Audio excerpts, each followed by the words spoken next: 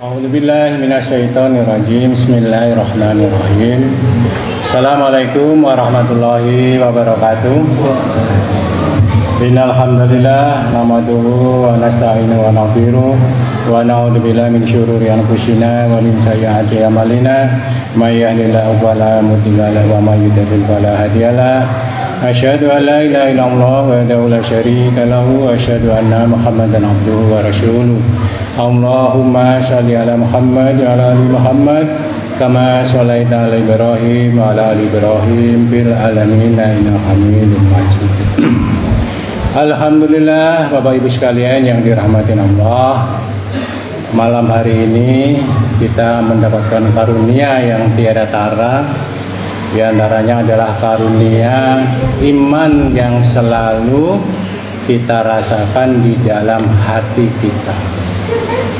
Yang kedua adalah karunia berupa kesehatan yang kita nikmati sampai pada malam hari. Saya yakin Bapak Ibu sekalian yang berada di sini semuanya dalam keadaan sehat walafiat ya.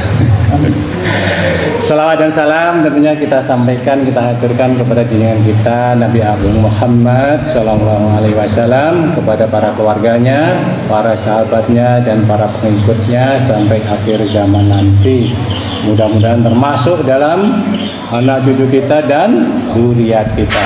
Amin ya rabbal alamin. Bapak Ibu sekalian yang dirahmati Allah, kita memahami bahwa sehat adalah salah satu tingkatan kenikmatan, rahmat dan kasih sayang Allah serta rezeki dari Allah yang diberikan kepada kita semua di bawah dari hidayah yang diberikan oleh Allah. Kita akan menjaga kesehatan itu, baik kesehatan diri kita dari hati kita, kesehatan rohani kita, dan kesehatan jasmani kita. Kenapa? Kita paham saat ini banyak saudara-saudara kita yang terpaksa tidak bisa hadir karena sakit, kesehatannya kurang fit, ya kan? Oleh karena itu kita ya secara fisik juga berusaha untuk tetap sehat. Karena apa Bapak Ibu sekalian? Kita diberi kenikmatan bulan Ramadan yang penuh maghfirah, penuh barakah, segalanya untuk kita, agar kita mendapatkan yang Masya Allah. Ya kita tidak bisa hitung lah rahmat itu yang besarnya itu. Nah apabila kita sakit, ya gimana kan begitu ya? Kan gak nyaman kan jadinya kan. Siam gak nyaman, tarweh gak nyaman, tadarus gak nikmat, apalagi dikir dan lain sebagainya. Nah oleh karena itu secara fisik kita juga harus menjaga itu. Menjaga secara fisik, baik kegiatan fisik. Kegiatan fisik berupa salah satunya adalah makan, kan begitu ya. Makan kita meskipun siang hari siam, kalau beduk maghrib ya jangan langsung digeber. Kalau motor itu Bapak Ibu sekalian, sekali digas, kalau masuk gigi 4 ya nggak bisa jalan, ya nggak? Harus masuk gigi 1 dulu, gigi 2, gigi 3, gigi 4 baru dia kencang. Padahal gigi 4 itu adalah gigi yang paling halus untuk lari kencang, kan gitu kalau motor non-matic ya. Nah kalau baru digas kemudian langsung gigi 4 nggak kuat. Begitu juga dengan perut kita. Perut kita itu seharian sudah kita tahan untuk tidak bekerja, istirahat usus-ususnya. Tiba-tiba maghrib kita kasih balak-balak yang banyak misalnya. Tiba-tiba dia harus bekerja keras kan gitu, senep perut itu, ya enggak? Jadi ya di-grade lah, ya gigi 1 dulu lah takjil. Nanti baru setelah isya, setelah tarweh baru gigi 3-nya, gigi 4-nya gitu. Dan yang penting salah satunya adalah kan kita itu makan, ingat ya, merasa kenyang setelah 10 sampai 15 menit. Jadi kita makan itu rasanya kok nggak kenyang-kenyang gitu. Tapi sebenarnya memang itu proses. Tetapi kalau kita biasanya makan satu mangkok atau satu centong, dua centong, biasanya sudah kenyang. Pada saat itu sudah habis kok belum kenyang, coba deh tunggu 10-15 menit, pasti rasa kenyang akan muncul. Jadi dikirim oleh perut kita dengan sinyal ke dalam pikiran kita, nggak bisa langsung. Oleh karena itu, meskipun biasanya kita makan 2 centong, tadi kan puasa, pagi nggak sarapan, siang nggak makan, double deh 4 centong, langsung belenger ini perut, ya secara fisik. Kemudian fisik kita juga harus diikuti dengan doa-doa kita, supaya kita juga sehat. Sederhana yang biasa disampaikan oleh Ustadz kita, Allahumma nas'aluka syifa'atun min kulli daiman wa syaqam. Ya kan? Kita minta supaya diri kita sehat. Karena apa? Ramadan masih 15 hari lagi. Sayang gitu kan ya kalau kita sakit di tengah jalan. Atau kita berlindung dari makhluk-makhluk Allah yang kurang menguntungkan bagi kesehatan kita. Allahumma, Bapak Haji, Allahumma ini a'udzubika bi kalimatil tamma min syarri ma khalaq. Ya kan? Coba 2 doa ini kita usahakan untuk kita dawamkan setiap hari kita. Minimal mau tidur. Kenapa? Doa mau tidur itu biasanya merasuk khusyuk biasanya gitu. Atau kalau saya membiasakan 2 doa ini adalah setelah sholat.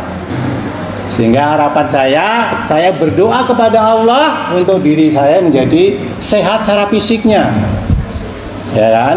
Kemudian secara rohaninya dengan doa itu juga Allah melindungi kita dari makhluk-makhluk kecil. Yang apa sekarang ya, DB ya.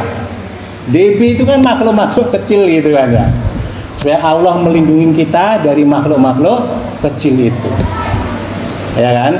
Bapak Ibu sekalian, doa di dalam masih ya. 5 menit lagi. Di dalam doa kita itu kan minimal ada 4 waktu ya. 4 kurun waktu atau 4 periode. Pertama, doa kita waktu yang sudah berlalu. Kan kita berdoa kan untuk waktu kehidupan kita yang sudah masa lampau, terhadap kekurangan-kekurangan kita, kesalahan kita, dosa-dosa kita. Ya kan? Kita paham semuanya itu dengan banyak istighfar, dengan sahibul istighfar dan lain sebagainya. Tentunya sebagaimana kemarin di bulan Ramadan diafdolkan untuk Allahumma innaka afu tuhibul afa fa'fu anni. Diafdolkan untuk doa itu mohon ampunan kalau kita mempunyai dosa, setidaknya menurut Ustadz Rahmat kemarin kan ya, setidaknya dosa kita ditutupi, dibungkus rapet dengan tali mati, nggak bocor, nggak rembes halus katanya gitu, nggak bocor halus. Alhamdulillah kalau dihapuskan kan gitu dengan doa itu. Yang kedua adalah doa ketika saat ini kita sedang menjalankan kehidupan saat ini. Supaya apa? Supaya kita berjalan sesuai rel yang sudah ditetapkan oleh Allah. Apa itu? Yaitu Bapak Ibu sekalian, kita kan sudah diberi hidayah untuk berjalan lurus sesuai syariat. Ya enggak? Tetapi kan kita paham godaan itu tidak pernah berhenti. Ya enggak? Meskipun Ramadan, kadang-kadang kita bilang kagak ngaruh. Ramadan banyak di dunia online masih tipu menipu, banyak. Ramadan kadang kita belum bisa mengurangin mata kita. Kadang kita belum bisa mengurangi mulut kita kan begitu. Padahal Ramadan adalah yang paling bagus. Nah, kita berdoa di situ supaya ya kan rahmat Allah, hidayah Allah yang sudah ditancapkan di hati kita tetap kokoh dan tetap kukuh, sehingga mensupport hati kita untuk tetap istiqomah menjalankan ketaatan kepada Allah. Ini sering saya sampaikan dan karena memang saya juga melaksanakan. Maka jangan putus-putus doa Rabbana la tuzigh qulubana ba'da idh hadaitana wa hab lana min ladunka rahmah innaka antal wahhab. Ya munqalibal qulub tsabbit qalbi ala din. Ya munqalibal qulub tsabbit qalbi ala taati. Ya. Kita berdoa Bapak Ibu sekalian supaya kita terus berada di rel.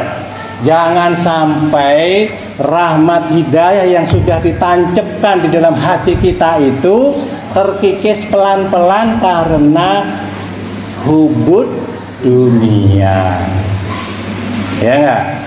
Nah, itu yang menjadi pegangan kita supaya minimal ini kan kita sudah memaklumi ini jamaah kita sudah semakin kemajuannya mantap kan. Kalau kemarin sapnya sampai sana itu ya sampai garis ke-6 itu, sekarang tinggal 2,5-an begitu. 2,5. Nah, kita itu jangan sampai nanti terseret keluar. Maka hati kita mohon kepada Allah untuk terus dikuatkan dengan doa-doa tadi gitu ya, supaya kita bisa menyelesaikan Ramadan dengan baik dan muntas. Nah, doa yang berikutnya tentu saja Bapak Ibu sekalian, kita kan ingin nanti doanya itu kan doa periode ketiga itu kan doa yang akan datang kan ya. Besok, lusa, seminggu, setahun, 15 tahun, atau kita mendekati sakaratul maut. Itu periode yang ketiga. Jadi periode pertama, periode yang lalu, periode yang kedua, periode sekarang yang kita perjuangkan ini, periode ketiga, periode kita mendekati sakaratul maut.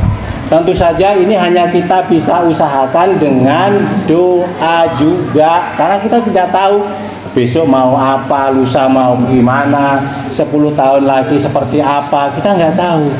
Hanya Allah yang tahu semua itu.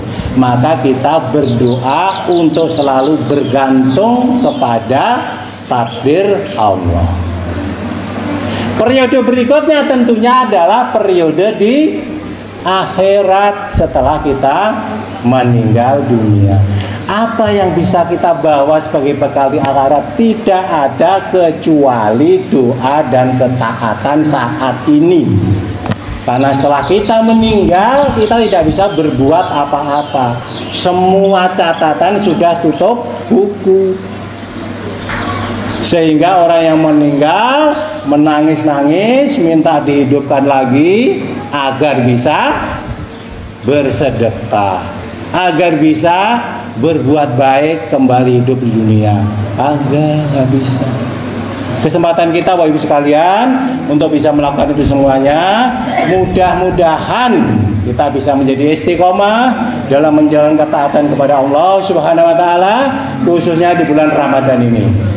Kebenaran datang dari Allah Subhanahu wa taala. Apabila ada kesalahan mohon dimaafkan atas kefakiran saya. Billahi taufiq wal hidayah. Wassalamualaikum warahmatullahi wabarakatuh.